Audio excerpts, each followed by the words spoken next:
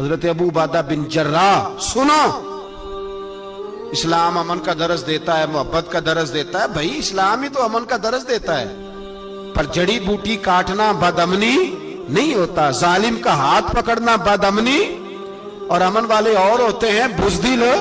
इन दोनों में फर्क होता है। अमन वाला बनने का कहा गया है, बुज़दिल बनने का कहा।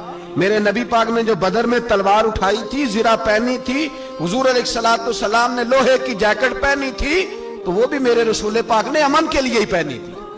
मेरे नबी पाक सल्लल्लाहु अलैहि वसल्लम ने उहद के दिन जो हथियार उठाए थे, तो वो भी अमन के लिए उठाए थे। वो भी अमन के लिए हुजूर ने हथियार उठाया था। हथियार उठाना बदअमनी की अलामत नहीं होता मेरे भाई, याद रखें। हजरत अबू उबादा बिन जर्राह ने मैदान बदर के अंदर जब जंग का तबल बजा, हालात बिगड़े, जनाब अबू उबादा बिन जर्राह कहते हैं तारीख ने एक अजीब मोड़ पे मुझे लाके खड़ा किया। आप फरमाते मेरे लिए अल्लाह ने जो आजमाइश रखी वो सबसे बड़ी रखी। फरमाने लगे जब मैं मैदान में निकला तो काफिरों ने मेरे सामने जिसको लाके खड़ा किया वो मेरा सगा बाप था। और फरमाते अब मुश्किल बन गई। इश्क त्याग दोवी एक बराबर, ते इश्क दा सेक बधेरा, अग ते साड़े कख ते काने, ते इश्क साड़े तन मेरा, ते अग दा दारू मीह ते पानी, कोई दसे है इश्क दा दारू केड़ा, बुल्ले शाह उथे कुछ भी नहीं बचदा जिथे इश्क होरां दा डेरा। फरमाने लगे अब मेरे लिए सामने बाप, इधर बेटा। आप फरमाते हैं दो रास्ते थे, बाप बचाऊं या रसूलुल्लाह का दीन बचाऊं। एक मिनट था फैसला करने के लिए कि अब्बा बचेगा या दीन बचेगा, कुफर बचेगा या इस्लाम बचेगा। फरमाते हैं मैंने मिनट पूरा नहीं सोचा, मैंने तलवार उठाई, बाप की गर्दन काट के गिराई और रसूलुल्लाह का दीन बचा लिया। बाप की गर्दन कट के गिरी और नबी पाक का दीन बच गया, बचा लिया रसूलुल्लाह का दीन। हजरत उमर ने मामू को मारा। हजरत मुसअब इब्न उमैर कहते हैं तारीख मुझे भी लाके खड़ा करती है बदर के मैदान में, तो कुफर का लिबादा ओढ़ के जब सामने आया तो वो मेरा सगा भाई था। सगा भाई, हजारों कौमें वजूद में आई दहर में खुश्क तर के रिश्ते से, पर हमने बुनियादे दोस्ती रखी याद खैरुल बशर के रिश्ते से। सगा भाई कुफर का नुमाइंदा बन के सामने खड़ा हुआ। मुझे इकट्ठे खेलना भी याद था, मुझे एक बर्तन में रोटी खाना भी याद था, एक मां से लोरियां सुनना भी याद था। फरमाते ये सारा कुछ याद था, पर इस्लाम के हक में दिया हुआ खुतबा जो मोहम्मद अरबी ने दिया था वो भी मुझे याद था। मुझे रसूलुल्लाह की बताई हुई बातें भी, फरमाते मैं सारा कुछ भूल गया, पर मुझे अपने रसूल का पढ़ाया हुआ सबक नहीं भूला, वो मुझे याद रहा। मैंने फिर सगे भाई की गर्दन काटी और मैंने वो गर्दन काट के हुजूर के पास पेश की और मैंने दुनिया को बताया कि हमारे लिए असल वो है जो हमारे रसूल हमें हुक्म इरशाद फरमाते हैं। ये रिश्ते हमारे लिए असल। हमारे अबू बकर सिद्दीक मैदान में निकले, बेटा काफिरों की तरफ से लड़ने आया है, सगा बेटा। और मेरे मुस्तफा करीम ने फरमाया औलाद बुज़दिल कर देती आदमी को, पर जब ईमान पुख्ता हो तो फिर सहाबा ने इस बुज़दिली की भी परवाह नहीं की। सगा बेटा काफिर की जानिब से आया। हजरत अबू बकर सिद्दीक ने तलवार से हमला किया, बेटे ने ढाल आगे की। जब साहबजादे ने ढाल आगे की ना, तो हजरत अबू बकर की तलवार लोहे की ढाल से टकराई, तलवार गिर गई। अब हजरत अबू बकर ने हत्ते हो गए, साहबजादे ने उठाई तलवार। कहता जब मैं मारने लगा तो ख्याल आया घर तो मेरा उजड़ेगा ना, बाप तो मेरा ही है ना। साहबजादे कहते हैं मैं अबू बकर सिद्दीक को छोड़ के चला गया। बाद में मुसलमान हो गए, कलमा पढ़ लिया। एक दिन घर में बैठे थे तो बात शुरू हो गई। साहबजादे कहने लगे अब्बा जी वो याद है ना जब मेरी ढाल से आपकी तलवार टकराई थी और तलवार गिर गई थी, तो मैंने आपको बाप समझ के छोड़ दिया, मेरा ही घर उजड़ना था बाप समझ के। जनाब सिद्दीक अकबर रज़ी अल्लाह ताला अन्हु साहिब इब्ने शाम ने लिखा है कि अपनी सुरीन पर 2 दफा हाथ मारा, 2 दफा। कहने लगे बेटे तू उस वक्त काफिर था, तूने मुझे छोड़ दिया। मैं जब वापस पलटा था ना उसी दिन उसी लम्हे, तो मेरे दिल में ख्याल था कि बेटे ने तो छोड़ दिया है, लेकिन अगर बेटा यूं मेरी तलवार के नीचे आता, मैं बेटा समझ के माफ ना करता, कुफर का नुमाइंदा समझ के कत्ल कर देता। इसलिए कि मेरी नजर में अगर कोई अहमियत है तो रसूलुल्लाह के फरमान की अहमियत है। बाप बेटे औलाद की कोई अहमियत है? अशिद्दाउ अलल कुफार, काफर से नफरत ही नहीं होती। हजरत उमर फारूक रदी अल्लाह, मुझे पलट पलट के याद आते हैं सैयदना फारूक आजम। हजरत फारूक आजम रदी अल्लाह तआला अन्हु से ईसाई बादशाह ने कहा मैं मिलना चाहता हूं। आप फरमाने लगे टाइम नहीं, जो तुझे मिलना है वो मदीने के गरीबों को ना मिलूंगा, वो रसूलुल्लाह के नौकरों को नहीं मिलूंगा, तुझे मिल के क्या करना है? मैं उन्हें मिलूंगा जिनके लबों पे रसूलुल्लाह का दरूद जारी है, जो मुस्तफा से प्यार करते हैं। मुझे तुझसे मिलने की कोई जरूरत, हमारे यहां वो नफरत नहीं कुफर के लिए जो मुसलमान के दिल में होनी चाहिए। मेरे रसूल पाक सैयद आलम नूर मुजस्सम सल्लल्लाहु अलैहि वसल्लम ने जो लोग तैयार फरमा, नींद तो नहीं आ रही आप हजरात?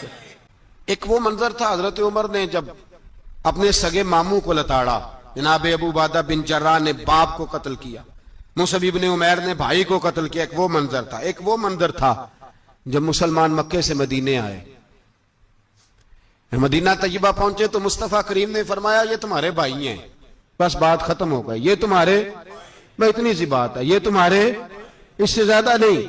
कोई लंबा खुतबा नहीं नबी पाक ने दिया। फरमाया ये तुम्हारे, अपने भाइयों की मदद करो। हद हो गई मदद करने की। भाई का बाजू पकड़ा, घर ले गए, कहने लगे ये 15 किले मेरे हैं, 6 जो तुम्हें पसंद आते हैं रख लो, तुम्हारे हो गए।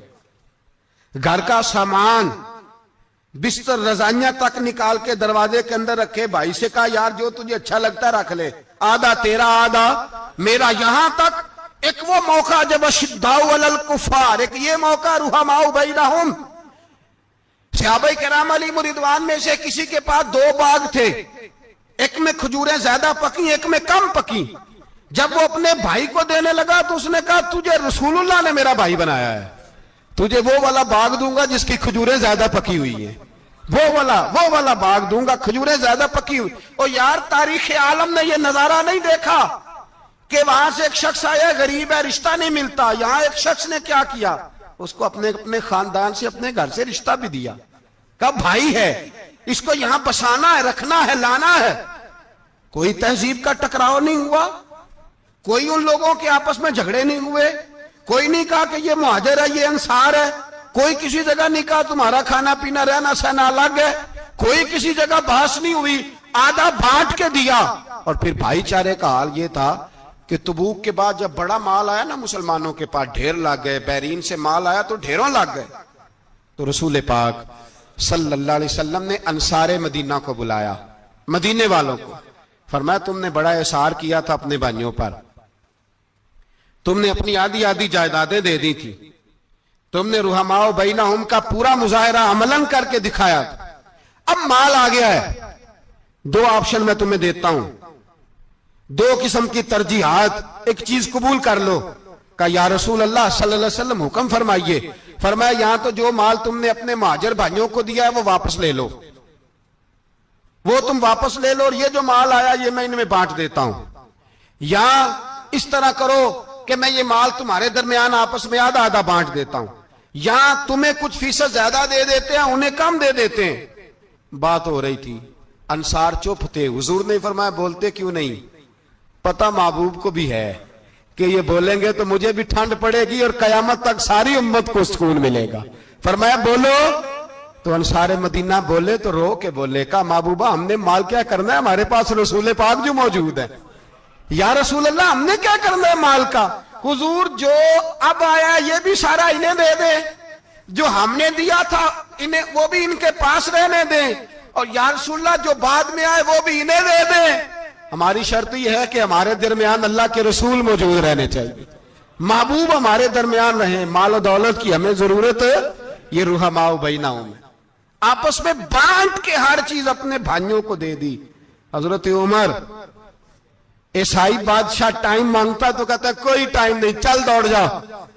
मुल्क के शाम जाते हैं, जब फतह होते हैं हजरत साद बिन अबी वकास बुलाते हैं, शाम जाते हैं। तो हजरत उमर कहते हैं शाम आए हैं यार, सबसे पहला काम ये कर, बिलाल का तो पता कर।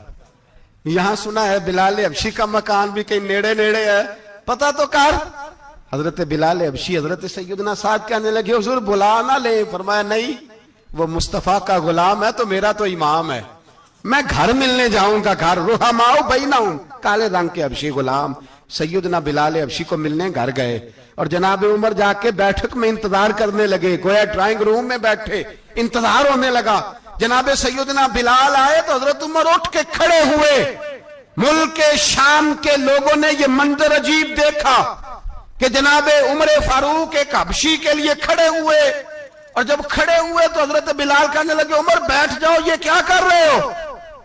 तो हजरत सैयदना उमर रो पड़े, कहने लगे बिलाल तो हबशी पहले था, जब से रसूलुल्लाह का गुलाम बना है सारी उम्मत का इमाम बन गया, सारी उम्मत का तो इमाम बन गया है जब से तो नबी पाक सल्लल्लाहु ताला अलैहि वसल्लम का गुलाम बन। भाई याद रखे, जब अशिद्दाउ अलल कुफार की बात थी तो अपने सगे कत्ल हो गए, और जब रुहमाओ बैनहुम की बात थी तो फिर ये नहीं देखा ये हबशी है। तवज्जो है मेरी बात पर? जाग रहे ना आप लोग? इधर देखे, फिर ये नहीं देखा कि ये हबशी है, ये रूमी है, ये कौन है, फिर ये देखा कि ये रसूलुल्लाह का गुलाम है सल्लल्लाहु। हजरत अबू बकर सिद्दीक रदी अल्लाह ताला अन्हु से किसी ने पूछा था बदर में फतह कैसे हुई? अब भी मुसलमान कहते हैं नहीं जी कैसे लड़ेंगे जी, हमें अपना बड़ा मसला है। ये कमजोर लोगों की बातें, कमजोर जो खुदा वाले होते हैं उनकी ये सोच नहीं होती। ये आरज़ुए करम और मैं आपसे करूं, ये भीख उसको जीतिए जिसका खुदा ना हो। ये कमजोर लोग हैं जो कहते हैं नहीं कैसे होगा, किस तरह होगा, जिनको पता हो कि हमारी गैबी ताकत है हमारी। हजरत अबू बकर सिद्दीक रदी अल्लाह ताला पूछा जनाब बदर में कैसे जीत गए? तलवारें ज्यादा थी, नेज़े ज्यादा थे, या आपको जासूसी ज्यादा थी, पता ज्यादा था कि यूं काबू आएंगे काफिर? तो अबू बकर सिद्दीक फरमाने लगे न नेज़ों से जीते न तलवारों से जीते, हम जो बदर में जीते हैं तो मुस्तफा की नमाजों से जीते हैं। हमें जो बदर में कामयाबी मिली तो रसूलुल्लाह की दुआओं की बरकत से मिली। फरमाने लगे काफिर सारी रात शराबें पीते रहे, सारी रात वो नाच गाने में मसरूफ रहे, और मैं हुजूर के खेमे में मौजूद था, नबी पाक सारी रात नमाज पढ़ते रहे, सारी रात हुजूर नमाज पढ़ते रहे, सारी रात अल्लाह से दुआ करते रहे। फरमाया सुबह जो कामयाबी मिली तो ये मुस्तफा की नमाजों की बरकत से मिली। एक बुजुर्ग की मैं बात सुन रहा था, वो कह रहे थे अब नमाजें इबादतें रियाजतें बाद में करना, पहले जिहाद करो। कह रहे थे अब निकल कर खानकाहों से अदा का रस्म शब्बीरी, इबादतें रियाजतें तिलावतें दुरूद बाद में होगा, पहले जिहाद। तो मैंने कहा साहब इबादतें तिलावतें दुरूद हो कहां रहा है, पहले वो जगह तो बताएं। खानकाहों पे तो उर्स हो रहा है, साल के बाद ढोल लग रहा है। वो जो जमाना था ना कि खानका शरीफ पे शाम तक कुरान मजीद खत्म होगा, फजर के बाद 50,000 दुरूद पढ़ा जाएगा, वहां लोग आए हैं तो वहां जिक्र करते करते लोग इस कदर मस्त हुए कि उन्हें होश ही नहीं कहां के कहां गए। वो तो दौर खत्म हो गया। अब कहां है खानका में? अब तो नजर नियाज रह गई, खत्म शरीफ रह गया, उर्स पाक रह गया, बाकी तो मामला खत्म है। वो कहां गया मामला सारा? भाई दुआएं इल्तजाएं। शहाबुद्दीन गौरी से पूछा जनाब फतह कैसे हुई? कहने लगे ख्वाजा मोइनुद्दीन अजमेरी की दुआओं की बरकत से। फरमाते हैं बाबा दुआ मांगता था, हम जिहाद करते थे, अल्लाह कामयाबी दे देता। भाई वो इबादत, वो रियाजत, वो मुसलमान जो रात को अपने रब को मना लिया करता था, वो अपनी इबादत के जोर पर अल्लाह तबारक व तआला की बारगाह में आहो जारी। हुजूर ने फरमाया अद्दुआ सलाहुल मोमिन, दुआ मोमिन का हथियार है। दुआ मोमिन का, बोल के बताना है, दुआ मोमिन का। फरमाया मोमिन ये हथियार चला सकता है, ये हथियार काफिर के पास मौजूद है।